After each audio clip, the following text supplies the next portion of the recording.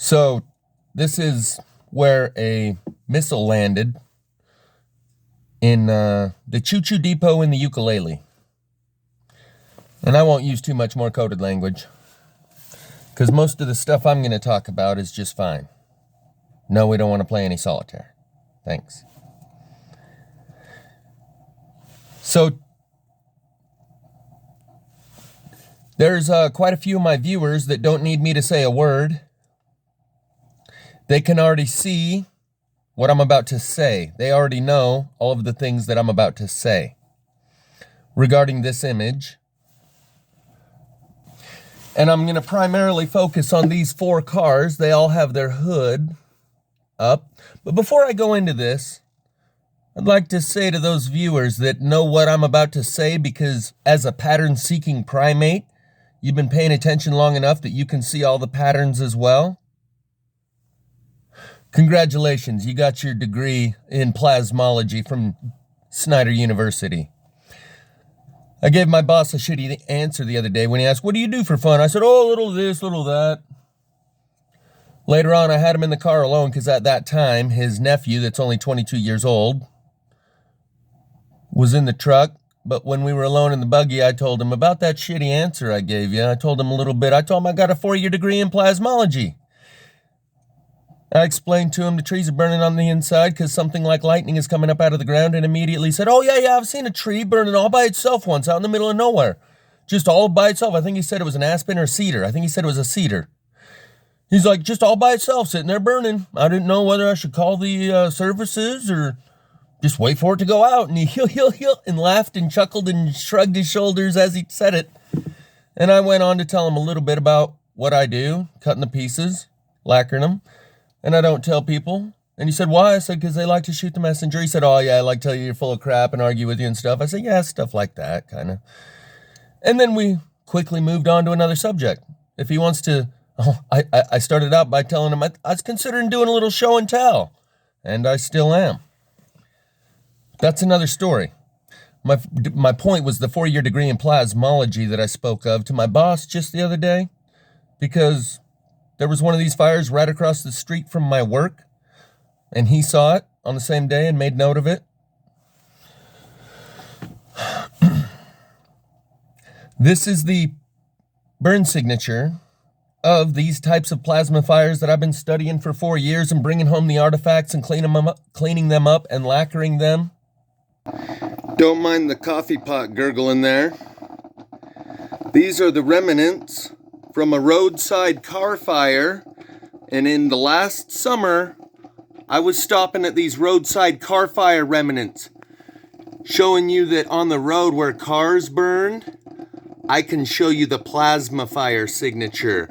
I stopped at multiple roadside car fire remains while I was driving truck, and this is some of the remains that I pulled out. Notice the melted metal.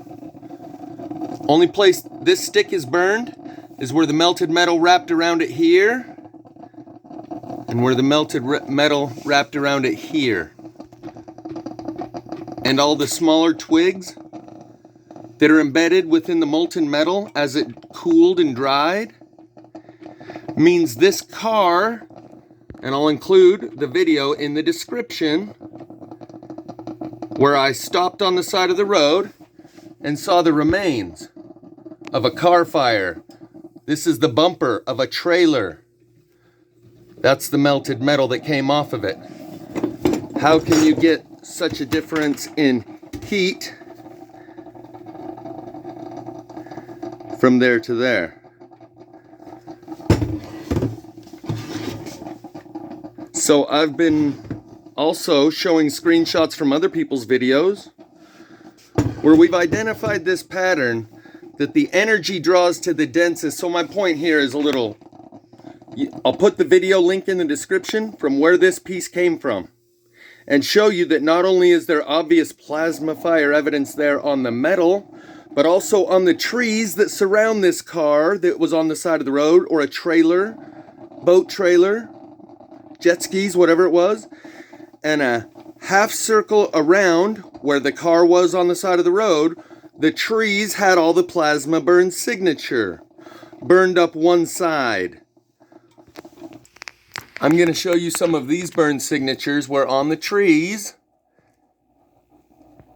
there's this black circle pattern where the branch once was protruding and burned back into flush with the tree.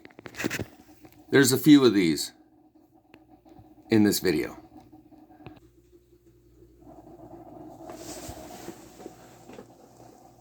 So it's the same type of energy, the same type of fire, and it's the end of the world as you know it for someone to accept this, because the world as they know it only has one kind of fire. There's not two kinds of fire, there's just fire.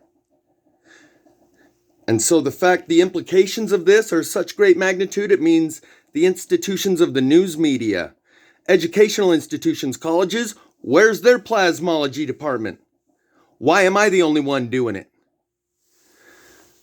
Firefighters, police department, news departments, none of them are what you thought they were once you recognize this has been happening for 4 years, that I've been documenting it thoroughly as I possibly can, shouting it from the rooftops to the point where I know people aren't going to catch on, because no amount of censorship could conceal this if the people's eyes weren't veiled. But also the institutions are keeping it under wraps. Your churches aren't telling you about this. Neither are any of the other institutions. So the implications of this have such magnitude that people say, wait a minute, you're showing me a brand new kind of fire? The trees are burning around on the inside all around us? And they have a cognitive dissonance kick in to where even a chimpanzee would run over to the chimp next to him and go, ooh, ooh, ooh, ooh, and try and get the attention of the other chimpanzees. Say there's clear and present danger. But these talking monkeys around us live in society and civilization, and they take their cue from the other talking monkeys. And they look around and they say, oh, we're not talking about this. Oh, okay. Yeah, shut up, conspiracy theorist. Anyway, back to the video. My point is, type 2 fire, what I call plasma fire, they like to attack the messenger because it pulls the rug right out from under your reality when you truly let it soak in what the implications of this is, that I've been doing it now for 4 years.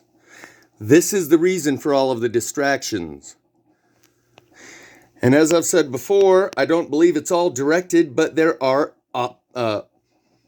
certain times when it does appear to be. And this is one of those times when this type of random energy release that I believe is happening naturally all over due to magnetic pole reversal, that same energy can be harnessed, solar magnetic amplification causative configurator, SMAC, SMACC, which can produce and control the timing, intensity, duration, and location of a solar flare, which goes down, energizes the ground, and burns the trees from the inside. They stretch the magnetic field like a rubber band, and then when they let it go and it snaps back into place, that fluctuation in the magnetic field creates a surge of ground current that comes up through the trees. If it strikes in an urban area, it comes up, and just like in the trees, the densest part burns first and hottest, like the potato in the microwave. The denser of those two things in the microwave absorbs the most heat and burns from the inside out using microwave. Same idea. The knot is the densest part of the tree, with the most fibers condensely packed into a smaller area. Those fibers work like electrical cords, like copper wire. There's more wire coming into that small area to produce that internal branch. Also, it's the heartwood on the inside that is denser, has more water content, it's more flexible, and it's softer. The outside shell wood is more brittle, it's more lightweight, it is more dry, and it's harder. And it produces a structural lattice for the heartwood to go up in and produce. It's like female wood and male wood. The heartwood is what produces the new branches, which eventually turn into whatever they call the exterior shell wood. My point was, in urban areas, it does the same thing as in the wild, the densest part draws the most energy. And like I show in the video in the description, that car, which clearly got hit by some high intense energy that I retrieved that piece of metal from, had the burn signatures of plasma fire on the trees all around it. So it's the same energy. And in that particular video, it shows both the urban effect of what happens when it hits cars and the rural effect of what happens when it hits trees. So back to the pattern that it leaves as the burn signature when it hits cars. The glass is all completely removed. The door handles are missing. All the plastic lights are typically melted. And the intense level of rust you'll see on the sides. The rims are often melted. And the engine block, Lockheed Martin put out a advertisement for their Athena laser weapon, a fiber optic laser weapon that burns a hole in the hood of the truck that they show in the demonstration of it, because that energy is connecting with the engine block, the densest part. So when that magnetic field is stretched apart like a rubber band and then allowed to snap back together, or if it happens naturally, it can probably be directed by a carrier wave that is just benign with no negative effects, and then once the destroyer frequency of the microwave is sent down that same line of using resonant frequency,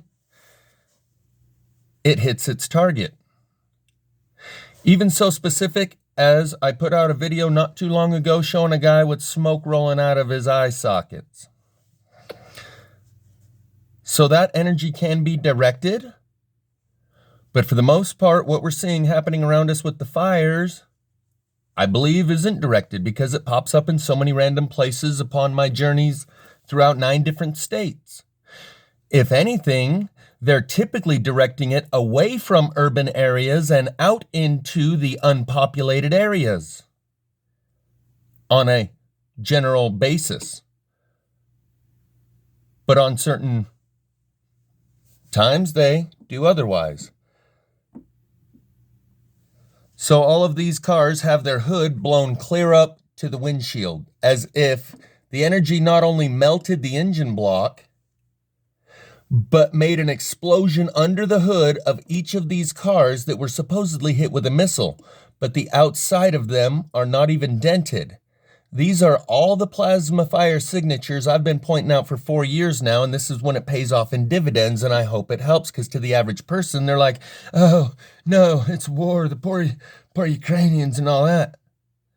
But for those that have been paying attention and following along,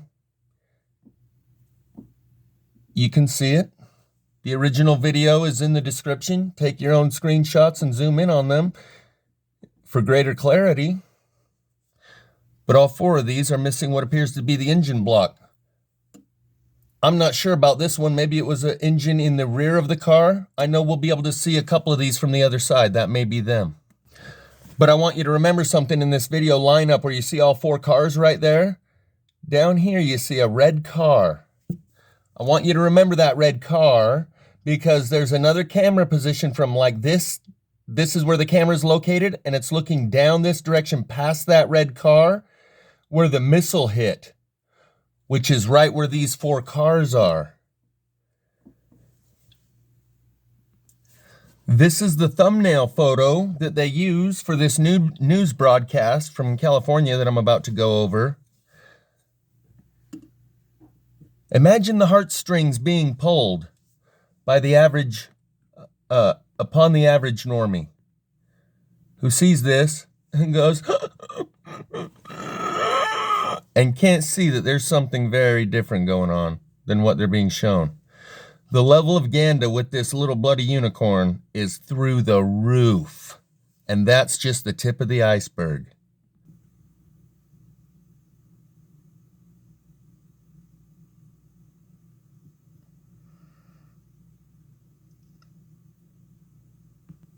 So you can see as the camera just panned around, down here is where it hit. There's that red car parked in front of these buildings, this red brick building with these striped poles in front of them. So I believe that red car is in alignment with the other 4 that got their hoods blown up down here.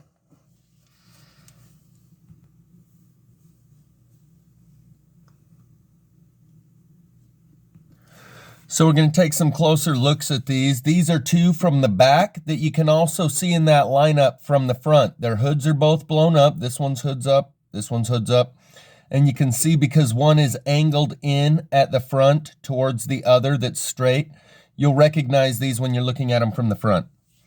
The rust on the side panel, you'll notice a lot of rust on the benches that the people were supposedly sitting on at the train station. And I believe that rust is part of this electrolysis that occurs in these plasma fires. And note to the great algorithm in the sky, I'm just here for the plasma fire. This is specifically my jam. I'm going to leave the link in the description from the guy who posted this video. He's more of a multispectral analysis guy. He's covering the current thing. I don't cover the current thing. Only because I can see what I can see in this video. Am I even touching it? I ain't about... My most other videos I've done is plasma from Kenosha to Kazakhstan. Yes, Kenosha. When those riots were happening and the Kyle Rittenhouse trial of the century was kicked off, I showed you these same burn patterns at the car lot that Kyle was defending. Okay? Another one was plasma from FL to NY, showing that there was 168 of these burning in the Florida Panhandle simultaneously the same week that 10 of them popped up in Central Park, New York. So, because this is right up my alley, I'm hoping that covering the current thing, I won't be struck down. Having said that, I'm just going to try and speak freely without using coded language because I'm here talking about the energy, not the current thing. So this one, so here you can see that they're missing all of their glass. And like I show from the one in Kenosha, where people would say, well, vandals broke the glass out. Around the edge, you would see shards of glass remaining. Just like on the office building in Kenosha, they broke the glass out. And sure enough, around the edge, there's still pieces remaining. But on the cars, they were all missing their glass without a trace to be found anywhere. Such is the same with these 4 cars. Missing apparently the gas tank, but the lenses on the light covers often melt, if not always. The rims, I can't tell if this one's still sitting on the rims or not, but it sure looks like a lowrider to me, so I would suspect that this one's missing its rims. Others I can show you for sure are missing their rims. This rim right here had a tire around it. I've shown you these on the side of the road as well, where the steel belts and the steel belted radial act like little antennas and turn the rubber of the tire to dust, literal rubber dust, sitting around the rim. And the only thing that's left is the cords, and the cords are stripped bare. Just like I believe the rebar works in the same way when it pulverizes the concrete to dust, when these houses burn down to the foundation and even the concrete disappears and you can see the rebar that was once encased in concrete because that rebar works like an antenna and a resonant tuning fork type, just like the way these steel belted radials do. They're all missing all of their glass. Not a single one of those cars has any glass anywhere. The high amounts of rust, the melted rims, possibly this energy comes up from the ground through the block and back down into the ground through the rims. For some reason, the rims often melt. As you can see, they weren't hit from a missile from this side or that side. These are plasma fire burn signatures, and I've been showing them long enough that I'm not going to beat this dead horse too hard. But in this case, it blew the hoods up. And I've been banging on about the engine block being... Lockheed Martin shows it in their advertisement for their own product. So the guy who made this video puts these captions on here, and he's got some good points. I'm going to let his video play at the end of this. He's got eyes to see that are still developing. In this particular area, I've been doing this long enough, I can see the door handles are missing. Long ago, I'd have said, that's too grainy of a photo, and you can't tell if they're missing. I know they're missing because I know the patterns. It's missing the rim. That's the hub that the rim goes on. Engine blocks blown out, missing all the glass, missing all the lights. These are the two that are angled in towards each other. This is the one that was straight that we were looking at from behind. This is the one that's angled in at the front. You can get better images in the original if you just play the video and pause it and take a screenshot. Because right here you're losing a lot of, with brightness and the crappy way that I'm transferring the video, you're losing a lot of clarity. But those that have been watching these videos long enough, they don't need to see it in any higher definition. They know that that's what we're looking at. Here, the truther with the developing eye notices some oddities about these iron fences and benches. The fences don't look rusted. Maybe they are, it's the lighting angle. But do you think they just sit on these benches that rusted on a regular basis? And they just stand up and walk away with giant rust prints on their butt? Maybe it's plastic. So this is a maybe, maybe not. But the rust on these cars is absolutely one of the patterns that's recurring in these incidents. Here's an image, a screenshot that I took from the video. This tree is far more burned than the ones next to it. Here you can see those black circles where branches once protruded that I mentioned earlier. Here you can see unburnt weeds that are right next to these trees that are highly burnt because the denser material with the deeper roots draws the electricity. Just like when lightning strikes the tallest thing, the other thing I'll point out here is they're all only burnt up to about this level right here, and all these branches up here are unburned. There's also some unburned here where the bark appears to have chipped off. So these, it's one of the burn patterns. They usually burn from the inside out. But often this is a secondary burn pattern, and it often leaves where the bark comes off. You'll see the unburned wood underneath. But these weeds right here, and there's even a couple sticking up right here that appear to be right there at the base of these two trees. You can see the problem with that, right? Not the problem with it. The pattern that I've pointed out hundreds and hundreds of times over the last 4 years. Like I said, I'm going to try not to beat this horse too hard. I want to get around to the guy who made the original video. But they are showing you with these weeds right next to these burnt trees, and you can see the unburned branches clear up here. This one's turned to charcoal, while the one right next to it, or possibly even the same tree, that's how this fire works. It'll burn one branch to charcoal and leave the other branch on the same tree untouched, as the electricity courses through one that's more conductive than the other.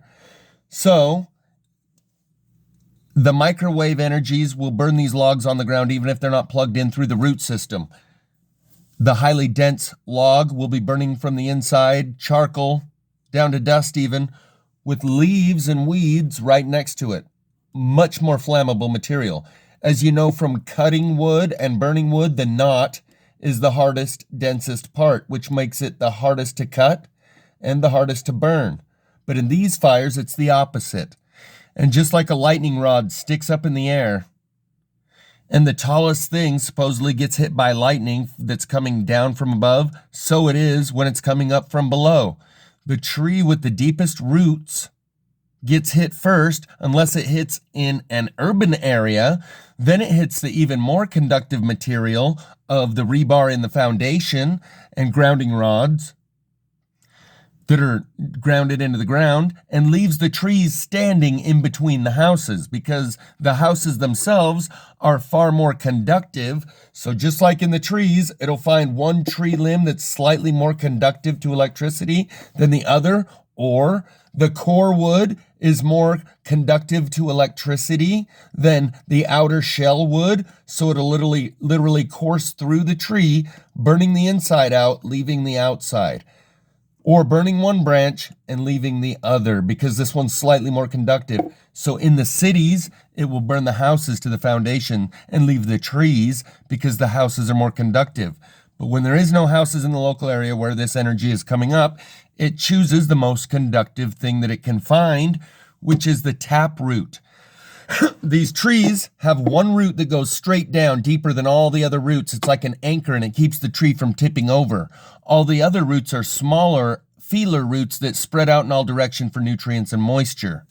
That tap root that goes the deepest into the ground is what gets hit by the lightning. That is why, or the other roots, that is why a tree will burn to a crisp right next to weeds that have shallower roots. And so I believe over the past 4 years, I've made a video titled Flat Bottom Trees. You make my rockin' plasma world go round, or whatever, where the trees are tipping over. A slight breeze comes along, because over the last 4 years, there's an ambient background energy that's higher than it's ever been. And then there's these surges in the ground current when there's fluctuations in the magnetic field that lead to intense fires.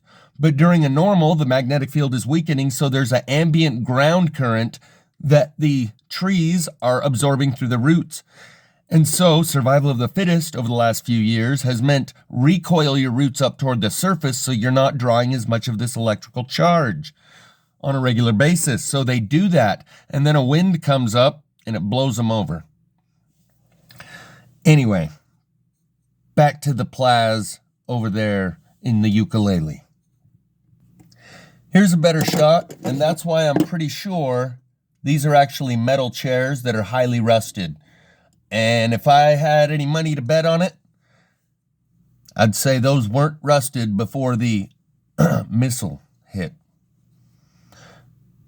Because I've seen that pattern so many times, going clear back to September of 2001, where Judy Woods describes the Cheeto effect, where there were giant iron beams sticking out of the rubble pile that Bush was up there saying, they're going to hear from us soon. Giant iron beams sticking up out of the rubble that were covered in this bright orange rust. Through the same process, using the same energy, that day was definitely directed with such intensity, unlike anything we've seen before, but that we're starting to see on smaller scales everywhere from Paradise to other places that appear to be directed.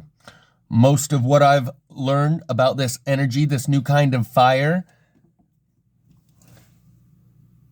appears to be undirected, and if anything, directed away from urban populated areas, but upon occasion can be directed so specifically as to hit 4 cars. Now, I would like to see the license plates of those cars, the details on who they belong to.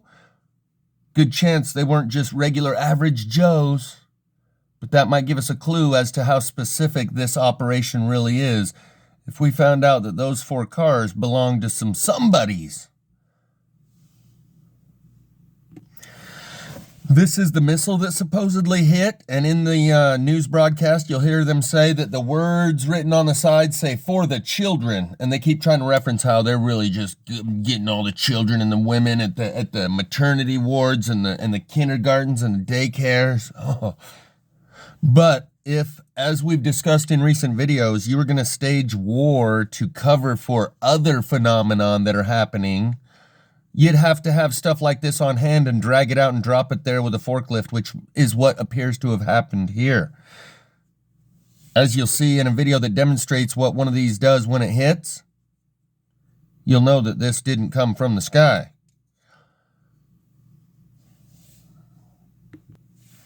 It appears to have been pinched by a forklift or something here. It has one dent on this fin here.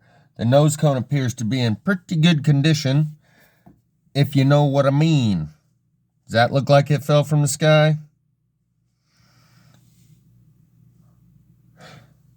There's not even drag marks. There might be track marks right here from the Mini X, the little mini track hoe that was used. In fact, yeah, I can see the right there and right there. No, I don't know, maybe.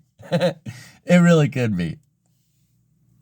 But it's definitely not matching the story that they're giving us with it. So it appears to be the kind of thing you would have to do to stage this kind of thing and cover for the type of energy that's actually being used and directed.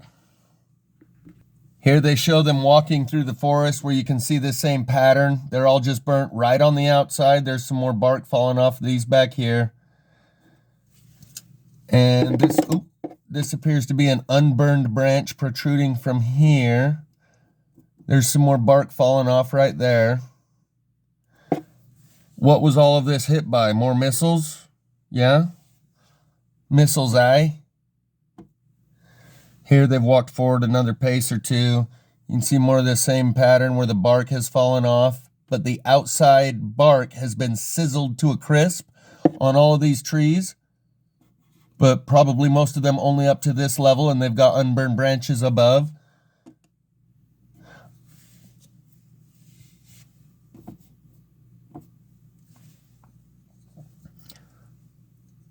All the same stuff. There's a better shot right here, and that does appear to be an unburned branch right here.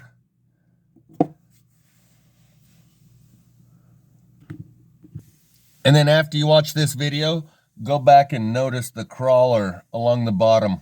Only in California is the Ganda so thick. Or maybe Washington and Oregon as well.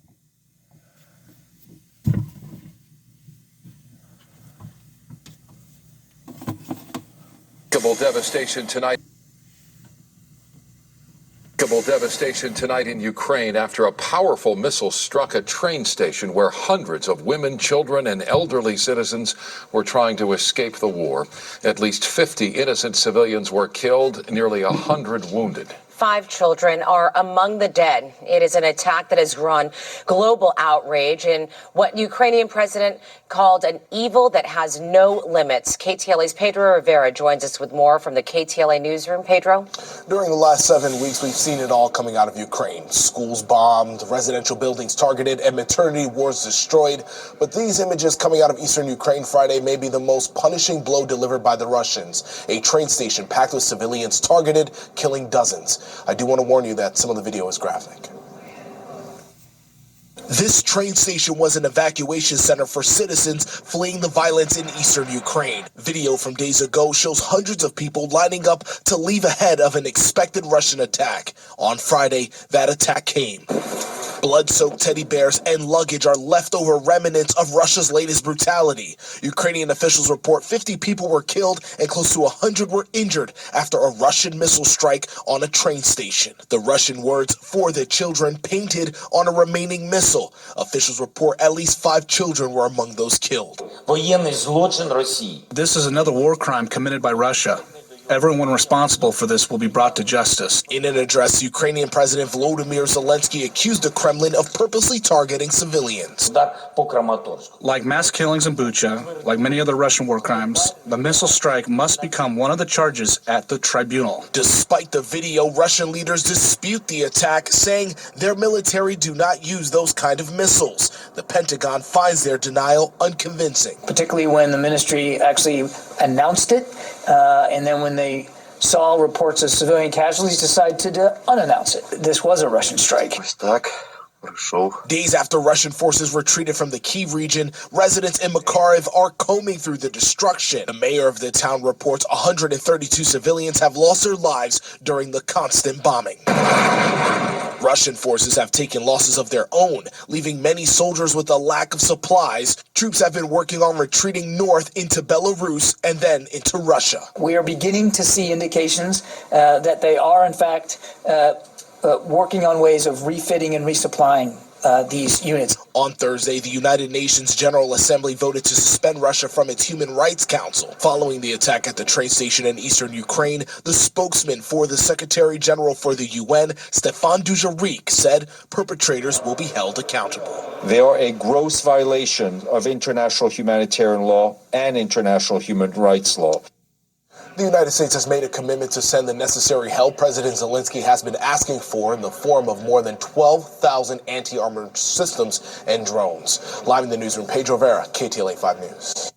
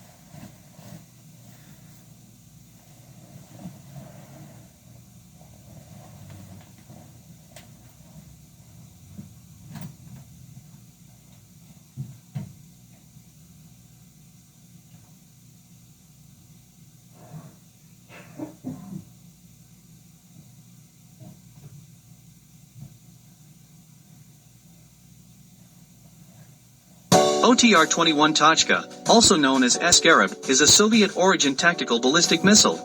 The missile can be used for precise strikes on enemy tactical targets, such as control posts, bridges, storage facilities, troop concentrations, and airfields. It is powered by a 96 kilonewton single-stage solid fuel rocket, which makes the missile easy to maintain and deploy. The missile travels at a hypersonic speed of Mach 5 and an altitude of 50 kilometers. It weighs 2,000 kilograms and achieves a circular error probable (CEP) of 150 meters. Usually, it carries a fragmentation warhead, which can be replaced with a nuclear, biological, or chemical warhead. The guidance is provided by inertial navigation in mid-course, and can also be fitted with a passive radar against radar installation. The missile has three variants: Scarab A, Scarab B, and Scarab C. Scarab A, B, and C has a maximum range of 70 kilometers, 120 kilometers, and 185 kilometers respectively.